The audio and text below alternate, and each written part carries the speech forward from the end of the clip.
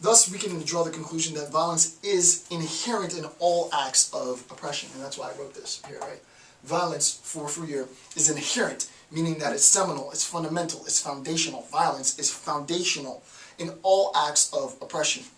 So much so that you would make the argument, according to Freire, using his articulation of this, that all acts of oppression are acts of violence. You can make the further logical claim that no act of violence is not an act of oppression, right? I'm not going to symbolize that now, but that's basically what he's saying, right? That all acts of violence are acts of oppression, and in terms of an analysis of the pedagogy of oppression, we can only understand this pedagogy of oppression in terms of violence, right? And the whole point of this particular section of the series is to understand what that means further, right? So I'm going to go more into that. Obviously, this is of extreme interest to me because I'm a genocide theorist, and violence is what I do. I think, well, I don't do it, but this is what I practice, and I try to dismantle and understand and make sense of. The next bullet point is all bold, right? It's very, very important. Freire denies that violence can be initiated by the oppressed, right? Freire says that though this is an act of violence, if we are to talk about revolution, which is what this is, okay? I have been dominated. I have been, and we can put oppression. Right?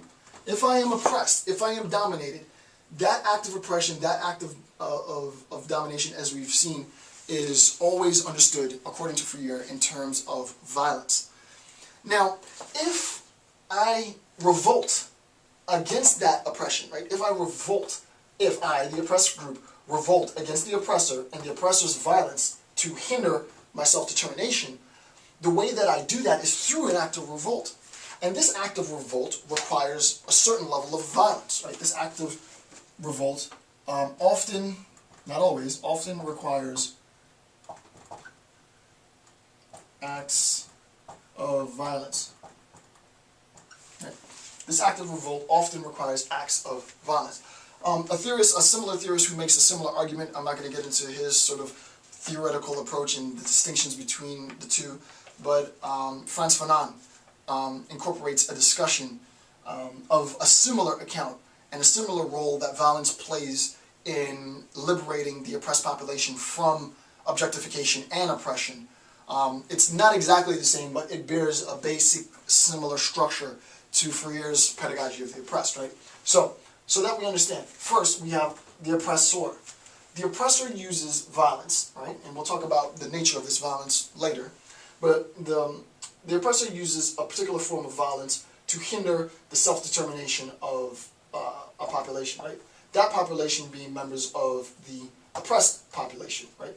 This hindrance is used to keep them sort of in check. And keep them in check, why? It's used to keep them in check because if they recognize, right, that they can exist without the false generosity and false charity of the oppressor, then there no longer is a need for the oppressor. So the act of revolution then, this act often, not always, but this act often requires sort of an equal amount of violence to counteract the violence of the oppressor. So now everything has shifted from a discussion of a submersion into oppression, into, though he doesn't say this, equally a submersion into just a discourse on violence. Everything that we understand is understood in terms of violence. It is either violence of the oppressor to hinder the self-determination of the oppressed group, or the violence of the oppressed group to regain the humanity that was robbed of them by the oppressor through an act of revolt. However, Freire denies that violence can be initiated by the oppressed. Now, there should be a little asterisk there because he does recognize that there are acts of violence, but we have to qualify what we mean by violence when we use the term violence. The next bullet point says, violence is used to establish oppression, which we recognize. The one after that, violence is a product of dehumanization, right? And this should be the violence of the oppressor, to be technical, right? The violence of the oppressor is a product of dehumanization. So this act of limiting or hindering the self-determination of the oppressed group is an act of dehumanization. But we recognize from previous lectures that dehumanization is a two-way street, right? The oppressor is dehumanized for their dehumanization of the oppressed. The oppressed are obviously dehumanized through the subjugation and the oppression that is enforced upon them by the members of the oppressor population. The oppressed aren't classified as oppressed, right? They're not classified as oppressed. What are they called? They're called savages. They're called heathens. They're called vigilantes. They're called barbarians, right? If they react to the violence of the oppressor. So you can imagine this, right? Imagine that I have a situation wherein, as we said, previous examples, my wild dog example, I have a situation where I decide to bring a wild dog into my home, right? So I'm domesticating this wild dog, right? Insofar I've domesticated this wild dog, what I've done is I've oppressed this dog. Why? Because the dog no longer has the self-determination to forage for his own sustenance. The dog now depends on me for provisions in order to sustain its life. But if in the process of offering this dog provisions to sustain its life, I don't feed the dog as much as the dog used to get out in the wild, right? So the dog is actually eating less at home than he would eat in the wild. The dog's obviously going to want to leave. I want to get out of here, right? I want to get out of here. I don't want to be in here anymore. You're not feeding me as much as I can take care of myself. I can take care of myself better than you can take care of me. I want out. And we restrict the dog from going out. We close the doors. We don't let the dog go out. We put the dog in a cage. And now the dog starts to build up a certain sense of hostility, a certain sense of resentment. Because the dog is remembering, if you have a bright dog, and dogs are pretty smart, even though I think cats are better than dogs.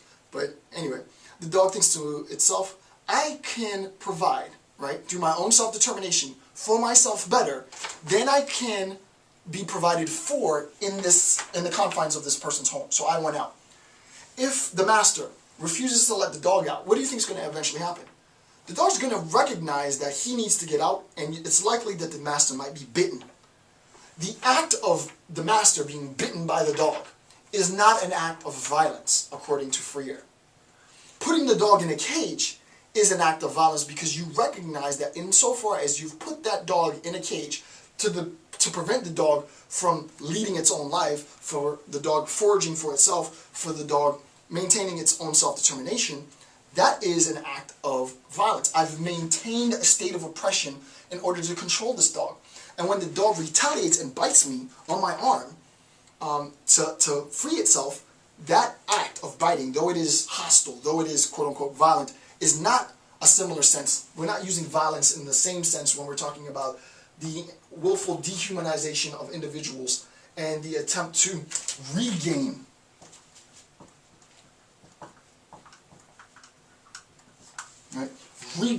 humanity through an act of violence. What the oppressed population does is use violence as a means of regaining their humanity. Right? For Freire, this is not the same act of violence that is used by the oppressors to maintain a status quo of control, of subordination, of power. Right? It is categorically not the same act of violence.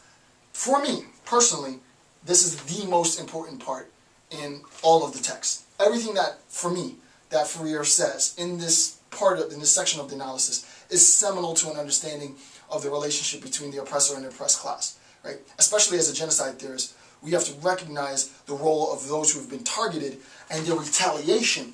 If they go through and they fight back and they kill people in order to protect themselves from dying, how is it that we classify, according to Freire, their actions as equally violent in the same sense of the term violent as the violence that was used to maintain and subordinate and objectify and oppress them as a class of people? For Freire, it's not interchangeable in any sense.